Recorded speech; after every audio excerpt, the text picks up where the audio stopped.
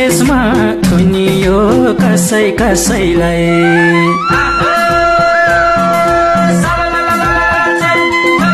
दसैँ आयो भन्ने नि सुनियो, कोही परदेशमा कोही देशमा थुनियो कसै कसैलाई।